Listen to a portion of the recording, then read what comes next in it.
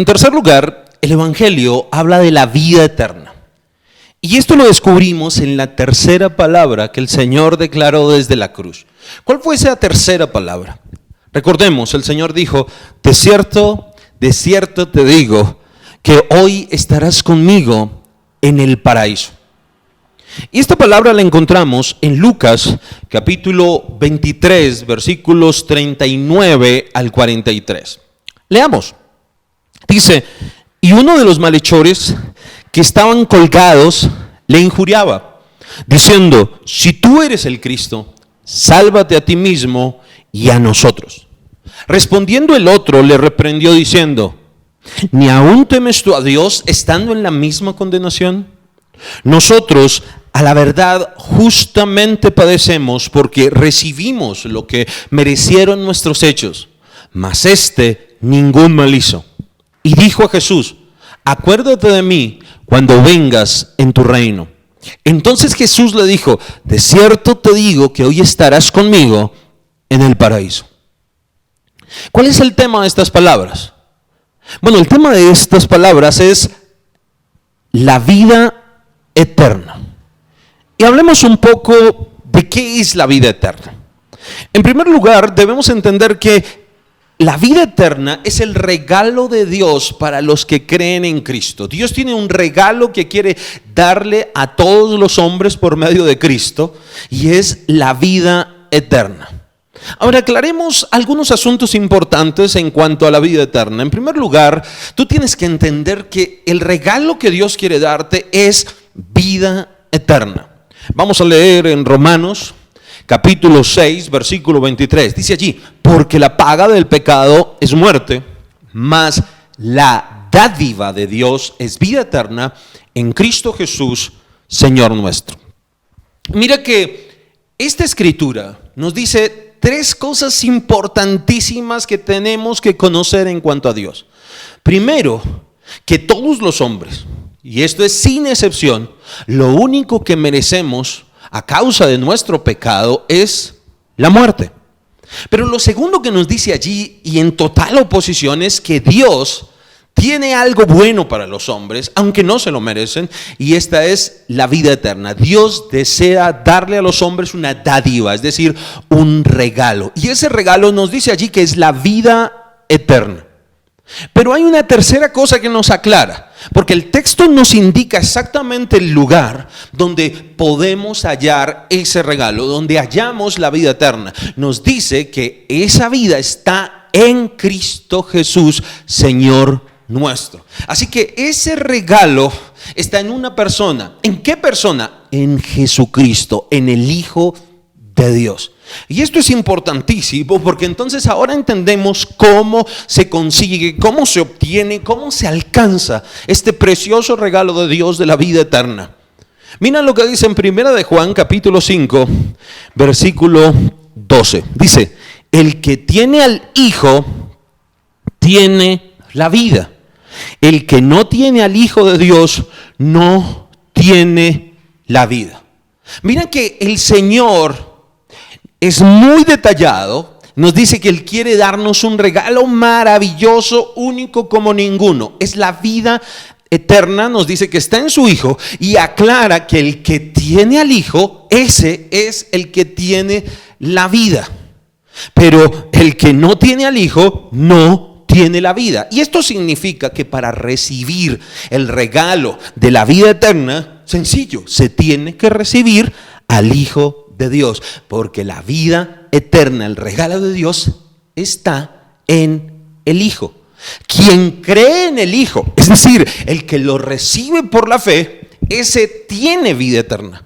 Pero el que rechaza al Hijo, el que no lo quiere recibir, ese jamás, por ningún motivo, por ningún otro camino, podrá tener la vida eterna, sino que seguirá condenado por Dios. Y esto lo dice el Señor en Juan capítulo 3, versículo 36. Dice allí: el que cree en el Hijo tiene vida eterna. Pero el que rehúsa creer, es decir, recibir al Hijo, no verá la vida, sino que la ira de Dios estará sobre él. Mira, ya tienes claro que Dios quiere darte un regalo. Y ese es el regalo de Dios para todos los hombres, la vida eterna. Pero esa vida eterna tenemos que saber dónde está. Y nos dice, está en el Hijo. Así que cuando recibo al Hijo, tengo la vida. Pero el que no quiere recibir al Hijo, el que rechaza al Hijo, ese no verá la vida. Lo único que experimentará en su vida es la ira de Dios. Ya tienes claro el primer asunto, que es el regalo de Dios, dónde se encuentra, cómo se recibe.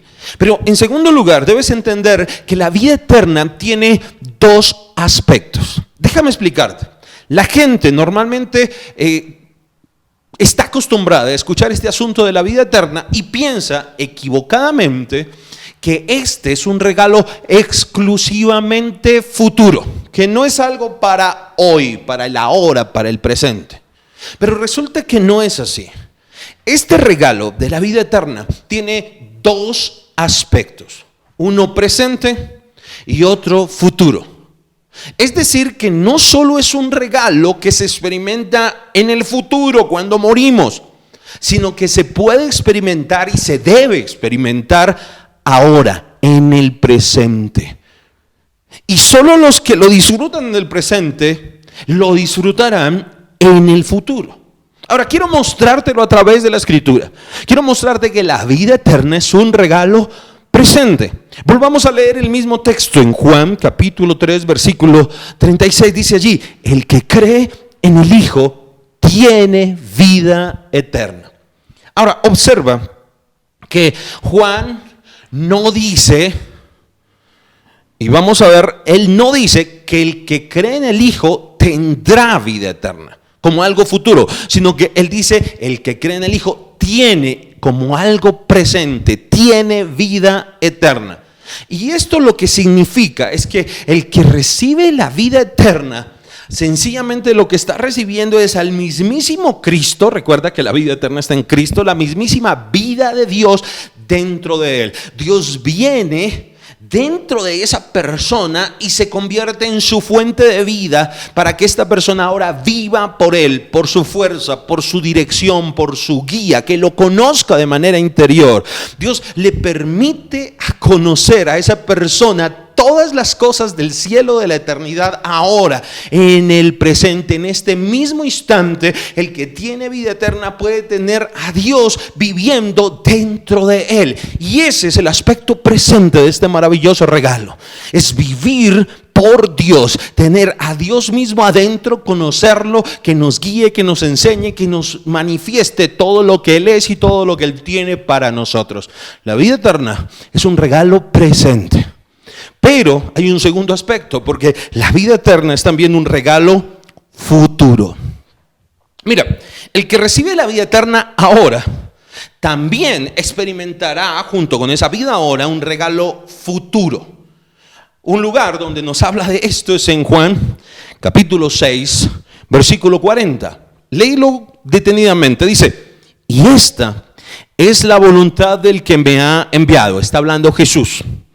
Y esta es la voluntad del que me ha enviado, que todo aquel que ve al Hijo y cree en Él, es decir, que lo recibe, dice, tenga vida eterna en el presente, pero ahora mira el aspecto futuro, y yo le resucitaré en el día postrero. O sea que el que tiene al Hijo, el que recibe al Hijo ahora en su vida, en ese mismo instante tiene vida eterna, el aspecto presente, pero eso tiene también una implicación futura. Si tienes la vida eterna ahora, entonces Cristo te resucitará para que estés para siempre con Dios en el futuro, cuando mueras físicamente.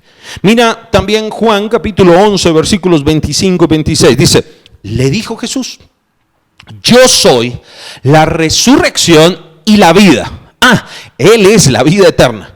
Y mira lo que agrega, el que cree en mí, o sea, el que lo recibe, aunque esté muerto, vivirá. Y todo aquel que vive y cree en mí, no morirá eternamente. ¿Crees esto? Y mira que en estos dos textos de nuevo hay un énfasis especial en el futuro. El Señor dice que el que lo recibe a Él tiene vida eterna ahora, pero en el futuro no morirá eternamente, sino que Él lo resucitará en el día postrero para que esté para siempre con el Señor. Así que Dios tiene un regalo para ti que es presente, puedes conocer a Dios ahora, experimentar la vida de Dios dentro de ti y manifiesta a través tuyo ahora. Pero además vas a estar para siempre con Dios, Él te resucitará y estarás siempre con Él en el futuro. Ahora, ¿por qué te he hablado de la vida eterna? Porque esta tercera palabra de Jesús desde la cruz, donde Él dijo, hoy mismo estarás conmigo en el paraíso, está relacionada con este regalo de la vida eterna, especialmente con ese regalo en el aspecto futuro. Lo que sucede en el momento en que una persona muere con Cristo, ¿cuál es su destino? Así que esta palabra nos habla de eso, del destino de los seres humanos. Y ese es el sentido de la tercera palabra de Jesús desde la cruz. Se refiere a un asunto futuro, nos revela el destino de los hombres, especialmente en el instante en el que mueren físicamente. Vamos a examinar entonces la porción donde el Señor dijo esta palabra. Ahora recuerda que nos aclara que en la escena había dos hombres que estaban crucificados a los lados de Jesús. Ahora esos eran dos malhechores. Y el hecho de que sean malhechores, de que hayan sido malhechores, es importante, porque quiere decir que nos representan a nosotros, a todos los hombres, porque ya vimos que todos los hombres somos pecadores, o sea que todos estamos representados en esos dos malhechores. Ahora, lo segundo en lo que ellos nos representan es que estaban condenados a muerte. Y ya lo observamos en la primera palabra, que por la consecuencia del pecado, a causa del pecado, estamos condenados a muerte. Ellos estaban condenados a muerte por sus maldades. Y tú y yo y todos los seres humanos estamos condenados a la muerte espiritual, física y eterna por nuestro pecado. Así que cada ser humano, sin excepción, está representado en estos dos hombres. Ahora, hay algo significativo, y es que a pesar de que los dos toda su vida fueron malhechores, tuvieron un destino diferente. Y eso es muy claro en el pasaje. Ambos habían sido malhechores, ambos estaban condenados a muerte, pero hubo una diferencia en su destino eterno. Hubo una diferencia en cuanto a lo que pasaría con su segunda muerte, porque a uno de ellos el Señor le dijo que a pesar de que iba a morir físicamente, estaría ese mismo día con él en el paraíso, pero al otro no. Quiere decir que uno iría al paraíso y el otro a la condenación. Y eso tiene que ser muy claro, que uno iba a ir al paraíso, iba a ser resucitado para estar con Dios, el otro iba a ir a la condenación, al lago de fuego, al infierno. Y tiene que ser claro que no todos los hombres van al paraíso cuando mueren, sino que unos van al infierno, a la condenación, y otros van a la vida, al paraíso con Dios. Pero lo que nos interesa aquí es qué determina el destino eterno de una persona. ¿Qué fue lo que determinó el destino eterno de estos dos hombres que nos representaban a nosotros? Y queda algo muy claro, que lo que determina el destino eterno de tu vida no son tus obras. Porque no estuvo determinado el destino de estos dos hombres por lo que habían hecho, porque ambos habían cometido toda serie de pecados en su vida. Ambos eran malhechores.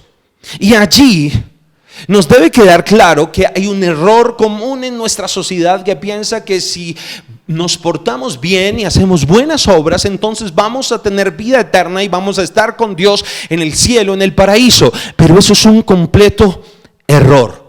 La gente lo piensa, la gente piensa que su destino está determinado por lo que hacen, por sus buenas o malas obras, pero eso es completa ignorancia del mensaje de Dios para nuestra vida, porque las obras en ninguna manera nos pueden hacer justos delante de Dios.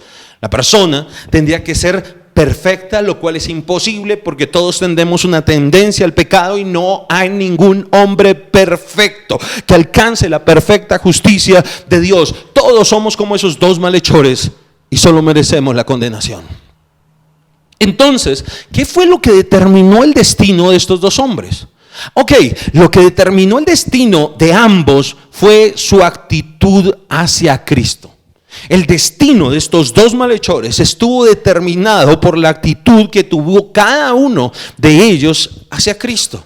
Y eso es significativo porque nos enseña que lo que determina tu destino eterno, el destino eterno de todos los seres humanos, es su actitud hacia Jesús.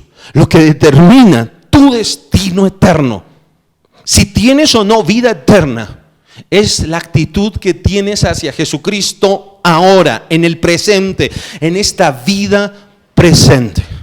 Ahora, sabiendo esto, observemos con detalle quiénes son los que van a la muerte, los que van al infierno.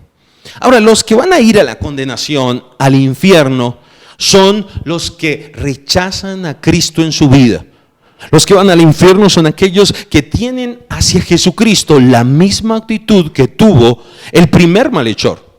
Mira lo que dice Lucas capítulo 23 versículo 39, dice: y uno de los malhechores que estaban colgados le injuriaba diciendo: si tú eres el Cristo, sálvate a ti mismo y a nosotros.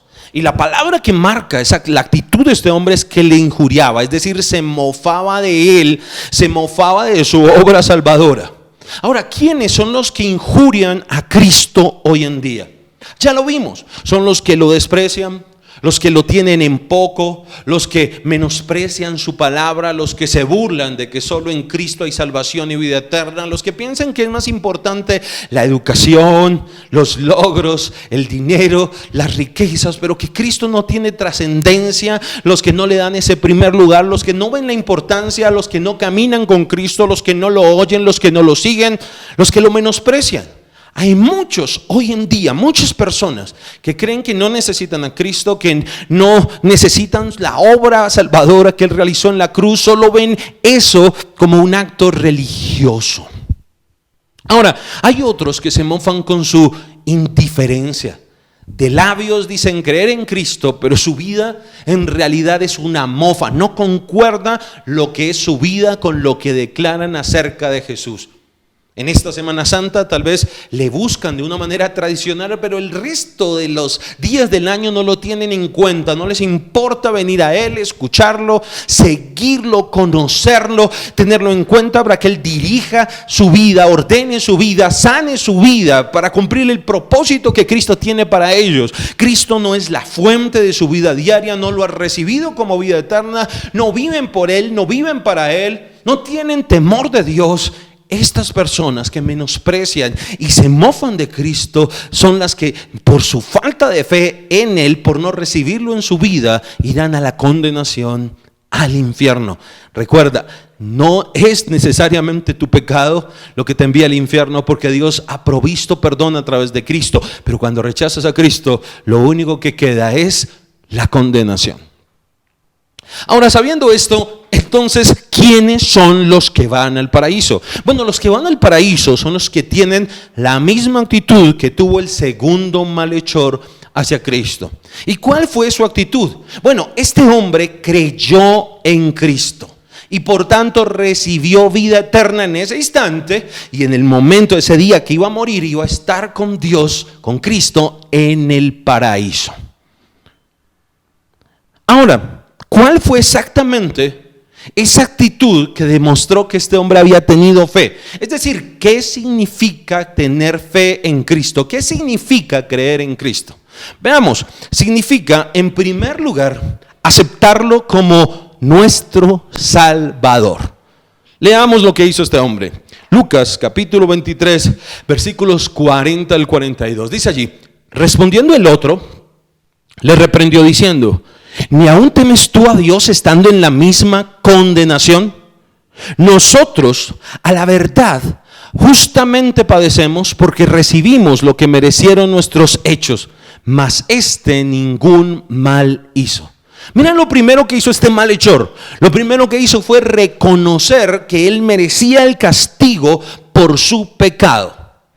Y eso es lo que significa tener fe en Cristo, significa reconocer nuestra condición de pecado y que lo único que merecemos por nuestro pecado es la condenación, la muerte. Reconocer que no merecemos ir al cielo, no merecemos la vida eterna, no merecemos nada de Dios. Lo único que merecemos como consecuencia de nuestro pecado es la condenación. Ese es el primer asunto para tener fe en Cristo. Ahora, lo segundo que hizo este hombre fue reconocer que Jesucristo no tenía pecado, sino que estaba padeciendo como Salvador por el pecado de otros. ¿Observas que él dijo, ningún mal hizo? Así que reconoció que el Hijo de Dios era sin pecado. Reconoció que él no había cometido ningún mal y que por tanto no había razón por la cual él debía morir. En otras palabras, reconoció que si Cristo, que era sin pecado, estaba muriendo, lo debía estar haciendo por el pecado de otros. Lo tenía que estar haciendo por amor a otros. Lo tenía que estar haciendo para salvar a otros. Así que reconoció que le estaba muriendo por el pecado de todos los hombres como Salvador. Reconoció que le estaba muriendo para ofrecer vida eterna y perdón y el paraíso a los que confían con él. Reconoció que estaba muriendo como el que se identifica, el representante de todos los pecadores, como el Salvador.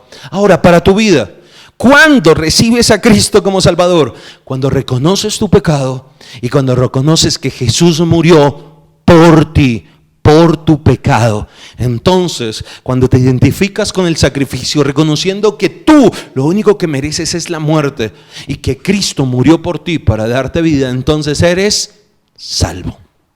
En ese instante recibes el perdón y el regalo de Dios, que es la vida eterna. Ahora, creer en Jesucristo es aceptarlo en primer lugar como Salvador, pero en segundo lugar es aceptarlo como Rey. Mira lo que este hombre hizo en el versículo 43, Lucas 23, 43. Dice, y dijo a Jesús, acuérdate de mí cuando vengas en tu reino. ¿Qué cosa tan extraordinaria? Aquí estaba 3 hombres en una cruz muriendo los 3 como malhechores. Pero el hombre que estaba, el segundo malhechor, miró a Jesús y le dijo, acuérdate de mí cuando vengas. ¿Qué estaba haciendo allí? Estaba reconociendo que Jesús no era un simple hombre, estaba reconociendo que él iba a volver. Y si iba a volver después de la muerte, eso quiere decir que este hombre reconocía que el que estaba ahí no era solamente un hombre, era Dios.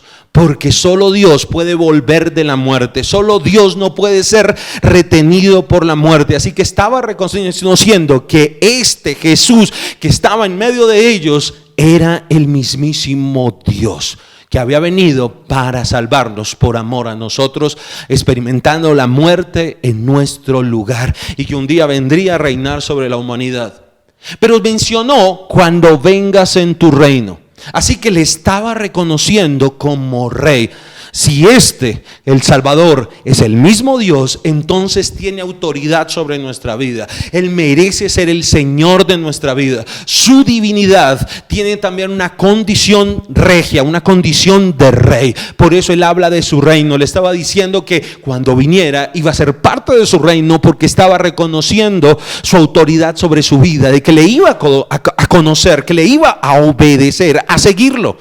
Ahora, solo somos salvos y creemos en Cristo cuando lo aceptamos como nuestro Salvador, reconociendo nuestro pecado y reconociendo que Él murió por nosotros, y cuando lo aceptamos como Rey, reconociendo que Él es Dios mismo y que nos sometemos en nuestra vida para obedecerle. Y ese es el mensaje de la tercera palabra, en el que el Señor te dice que tiene un regalo para ti, que es la vida eterna, que hoy puedes experimentarlo a Él viviendo dentro de ti, y en el futuro Él te resucitará y reinarás con Él para siempre. Pero para eso tienes que creer en Él, recibirlo como tu Salvador, como tu Dios y como tu Rey, como tu Señor.